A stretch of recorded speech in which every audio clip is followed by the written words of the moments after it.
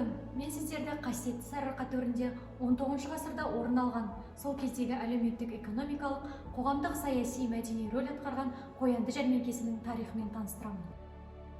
Жетісудағы сан ғасырлық тарихы бар Ұлы Жібек жолының тарихи маңызы қандай болса, Арқадағы қоянды жәрмеңкесінің де ел тарихынан алатын орны ерекше.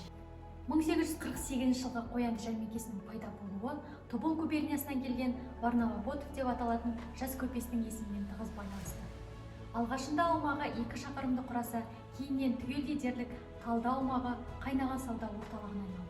1869 жылы 12 қыркүйекте Батыс Сібір басқармасының кеңесі ресми түрде қоянды жерінде 15 маусымнан 15 шілде аралығында жәрмеңке ұйымдастыруды бекітеді.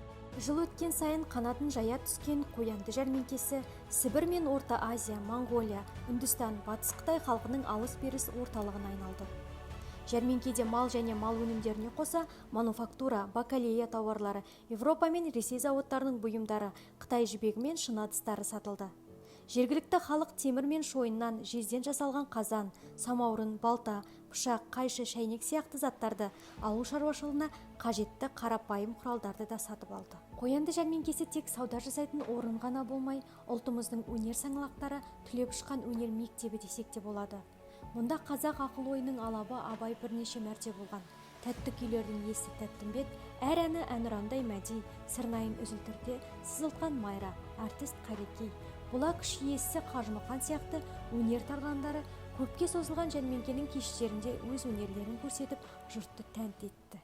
Жәрмеңке тек қана сауда орталығы ғана емес, сонымен қатар ел басшыларының жиналып, әлеуметтік, саяси, экономикалық мәселелерді шешетін орны да болған.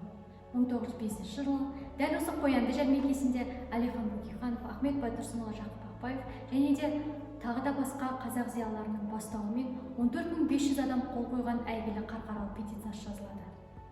Бұл патша үкіметінің отарлау саясатына ашықтан ашық петиция арқылы наразылық білдірген қазақ қоғамы атынан ұлт-азаттық өкілдерінің алғашқы қадамдарының бірі еді.